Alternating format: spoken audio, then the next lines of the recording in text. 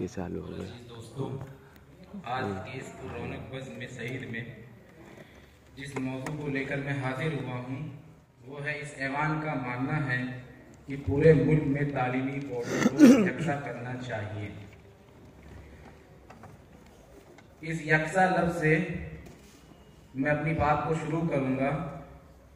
ये हिंदुस्तान जो कि काफ़ी हर चीज़ों में मशहूर है, जिसका एग्रीकल्चर, जिसकी सकाफत, जिसकी तहजीब पूरी दुनिया में मशहूर है, जिसका अपना ही एक अपना अलग मेयार है।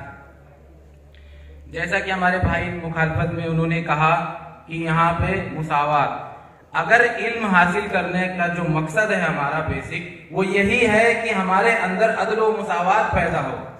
अगर एक अमीर का बच्चा और एक गरीब का बच्चा अगर एक साथ पढ़ेंगे तभी तो हमारा हिंदुस्तान आगे बढ़ेगा। नहीं तो हिंदुस्तान आगे कैसे बढ़ेगा कि जब उसके अंदर अदल व मुसावात नहीं, तो तुम तालीम हासिल करके क्या करोगे?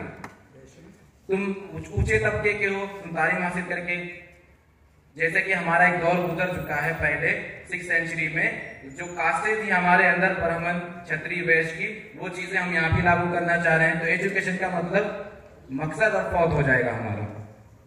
और जो ये करारदार है हमारी, इस ऐवान का मानना है कि तालीमी बोर्डों को यकसा कर दिया जाए, मैं उसकी हिमायत में अपने कुछ दलाइल रखूंगा।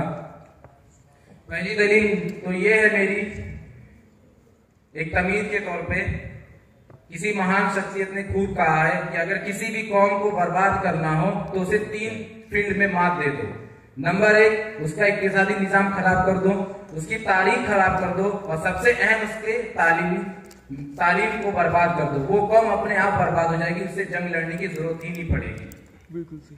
अगर हम मौलाना अबुल कलाम आजाद रहमहुल्लाह के यौम वफात पर इस प्रोग्राम को मुनक़िद करते हैं, तो हमारा मकसद भी यही है कि हिंदुस्तान के अंदर तालीमी बोर्डों को यकसा कर दिया जाए। और उसकी असल वजह यह है कि जब यकसानियत हमारे हिंदुस्तान में आएगी तो हर शहरी, हर इंसान अपने आप को आजाद और इनके नाम के हिसाब से अपने आप को आजाद महसूस करेगा, और आजादी के तौर पर अपने इल्म हासिल करेगा, और हिंदुस्तान में अदल व मुसावात की बुनियाद रखेगा।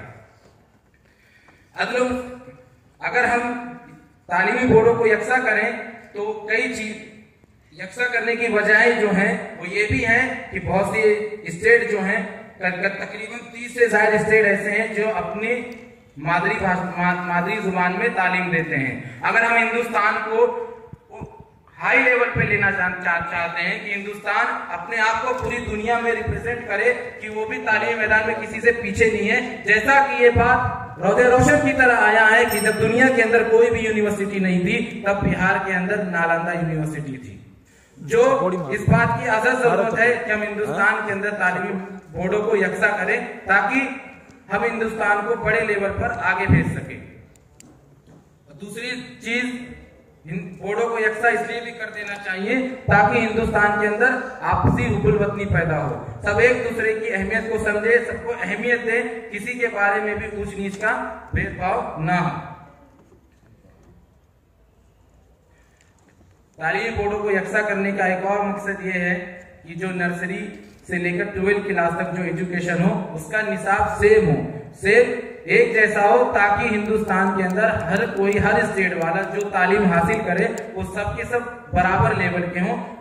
वो जितनी बातें जाने, ऊंची कोटि का, जो अपने आप को बड़ा मानते हैं, वो भी जो चीज को जाने, वो एक नीचे दर्जे का इंसान भी उसी चीज को जाने।